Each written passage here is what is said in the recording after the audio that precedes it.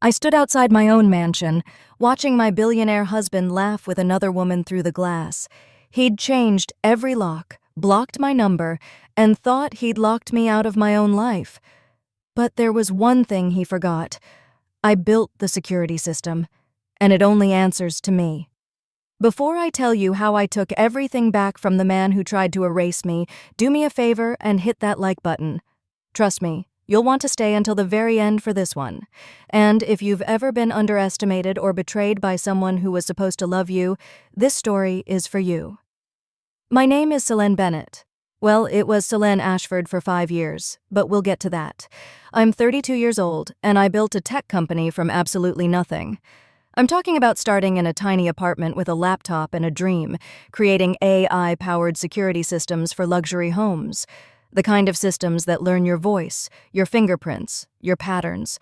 The kind that can't be fooled or hacked. The kind that remembers who really belongs. When I met Sterling Ashford 7 years ago, I was already on my way up. My company was small but growing, and I was pitching to investors at this tech conference in Miami. He walked into my presentation late, sat in the back, and afterwards, he told me I was brilliant. Not my idea. Me. That's what hooked me. Sterling was 40 at the time, this impossibly handsome real estate mogul with inherited billions and a smile that made you feel like you were the only person in the world. He pursued me like I was the prize, not his money. He made me believe that he saw me, really saw me, for who I was. We got married 2 years later in this beautiful ceremony in Santorini. I remember thinking I had it all. A man who loved me, a business I'd built with my own hands, and this life that felt almost too perfect to be real. Turns out, I was right about that last part. Sterling moved us into this $40 million mansion in the hills, all glass and marble and obscene wealth. And here's the thing everyone needs to know. I designed the entire security system myself. Every camera, every sensor, every locked door. It was my baby, my masterpiece. I installed biometric scanners that recognized me as the primary user because, well, it was my system. Sterling thought it was cute, my little tech project in our big fancy house. The first few years were good, or at least I thought they were. I was building my company, landing bigger clients, making a name for myself outside of being Mrs. Sterling Ashford. But somewhere along the way, things shifted. He started making these comments about my work being a hobby, about how I should focus more on being present, on playing the role of a billionaire's wife. There were more business trips, more late nights at the office, more distance growing between us like ice freezing over a lake. I told myself it was normal, that all marriages go through phases. I was so focused on proving I could build an empire on my own that I didn't see what was crumbling right in front of me. 2 weeks ago, I flew to Singapore to close the biggest deal of my career, a contract that would triple my company's value and put me on the map as a self-made tech billionaire, not just someone who married into money. I was so excited to tell Sterling, to show him that I'd done it. I landed back home on a Thursday night, it was raining, and I couldn't wait to surprise him. I pulled up to our gates around 8 p.m., pressed the remote to open them, and nothing happened. I sat there in my car, staring at the closed gates, thinking maybe the battery died in the remote. I tried again. Nothing. A weird feeling started creeping up my spine, that instinct you get when something's wrong but your brain hasn't caught up yet. I grabbed my phone and called Sterling. He answered on the 4th ring, and his voice was cold. Not angry, not surprised, just cold. He said 4 words that made my blood freeze. "Don't come home, Selene." I couldn't breathe. I asked him what he was talking about, told him I was literally sitting outside our house. There was this long pause, and then he said it. He told me this wasn't my home anymore, that he'd had the locks changed, and I needed to find somewhere else to stay. I actually laughed because it was so absurd, so impossible. I thought maybe he'd been drinking, maybe this was some kind of breakdown, but his voice stayed flat, emotionless. Like he was talking to a stranger. Like 5 years of marriage meant absolutely nothing. I got out of my car in the pouring rain and ran to the front gate security panel. My hands were shaking as I entered my access code, the one I'd programmed myself. Access denied. I tried again. Access denied. The panic was real now, hitting me in waves. I could see lights on inside the house, shadows moving past the windows. I started shouting his name, banging on the gate, and I didn't even care that neighbors were probably watching. This was my house. Mine. Then I saw him walking down the driveway toward the gate, and for a second, I felt relief. He was coming to let me in, to explain this horrible misunderstanding. But when he got close enough for me to see his face, there was nothing there. No warmth, no recognition, no love. He looked at me like I was a problem he needed to handle. I begged him to open the gate, asked him what was happening, and he just stood there telling me I needed to leave. That it was over. That he'd have his lawyers contact me about the divorce. Divorce. The word hit me like a slap. I started screaming at him through the bars, demanding answers. And that's when she appeared. This blonde woman in her late 20s, walking up behind Sterling like she owned the place. She was wearing a silk robe, my robe, the one I'd left hanging in our bathroom. Her hand touched his shoulder possessively, and she had this smile on her face, this knowing, satisfied smile that made me want to rip the gate apart with my bare hands. Sterling introduced her as Fallon, like we were at some casual dinner party. I couldn't even process what was happening. This woman, this stranger, was in my home, wearing my clothes, touching my husband. Fallon looked me up and down, and I'll never forget what she said. She told me Sterling had moved on to someone who actually fit into his world, someone who understood real wealth and class. The way she said it, the emphasis on those words, I knew exactly what she meant. I wasn't enough. I didn't belong. I never had. I lost it. I reached through the gate bars trying to grab her, screaming things I don't even remember. And then, in my rage, my palm slammed against the biometric scanner on the gate panel. The system lit up immediately, and a calm female voice filled the air. "Welcome home, Ms. Solène Bennett. Primary user recognized." The gates began to open, and I watched Sterling's face drain of color. He'd forgotten who built this system. He'd forgotten who really held the power. I walked through those gates like I was walking through fire, and Sterling actually tried to block me. He put his hands on my shoulders, tried to physically stop me from entering my own home, and something inside me snapped. I shoved him back hard, and he stumbled. I told him to touch me again and see what happens. My voice didn't even sound like mine anymore. It was low, dangerous, filled with a rage I didn't know I was capable of.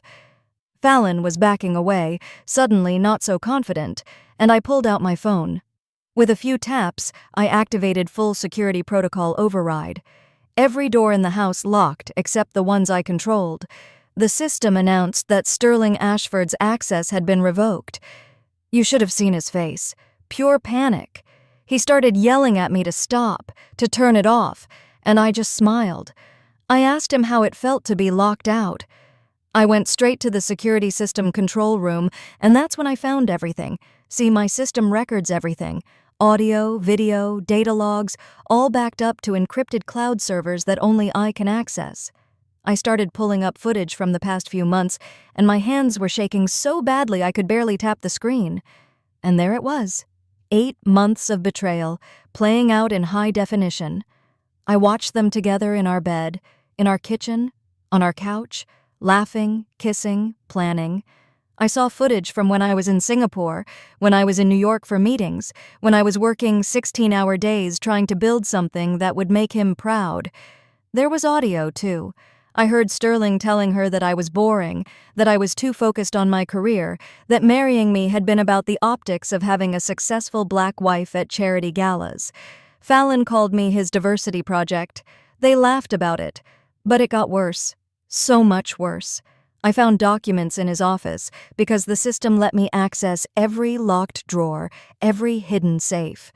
He'd been working with lawyers for months, building a case to take my company. There were forged papers claiming he'd funded my business from the start, that it was technically his investment. The prenup I'd signed, the one he'd convinced me was just a formality that wouldn't matter because we'd be together forever, it was ironclad, heavily in his favor. I'd been so in love, so trusting, that I'd barely read it. And the financial records, oh God, the financial records. He'd been transferring marital assets to offshore accounts, money we'd earned together, investments I'd contributed to, just vanishing. He was planning to claim the mansion was purchased before our marriage, even though I had proof it wasn't. He was going to leave me with nothing, not just heartbroken, but destroyed, financially ruined. And he'd been planning it for almost a year. I heard footsteps behind me. Both of them had followed me to the office. Sterling demanded I disable the security system immediately, his voice shaking with anger. Fallon stood beside him, and whatever fear she'd shown earlier was gone.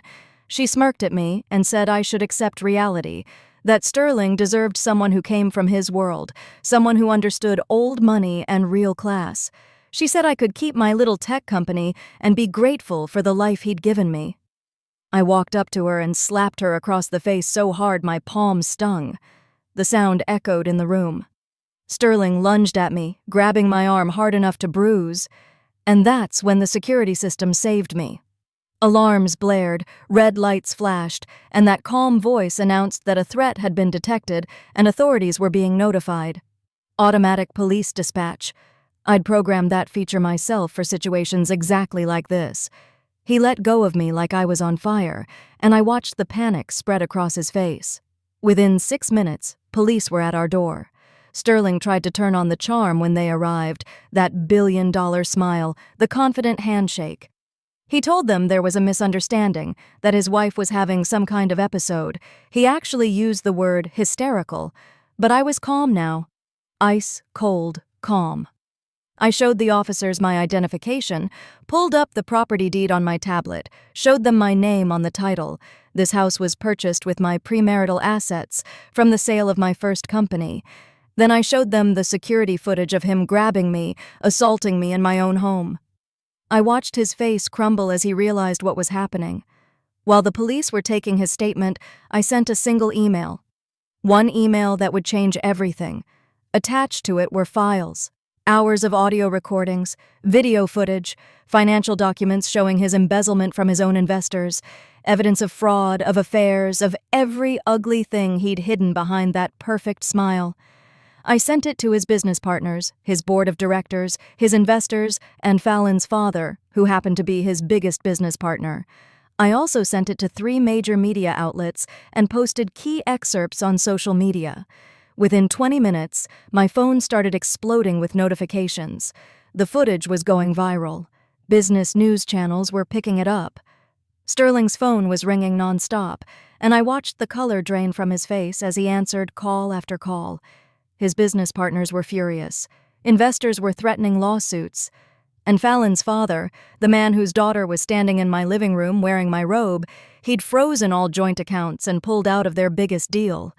The police arrested Sterling for assault, not a felony, just enough to detain him overnight, but the humiliation on his face was worth everything. As they walked him out in handcuffs, he looked back at me with something I'd never seen before. Fear. Real, genuine fear.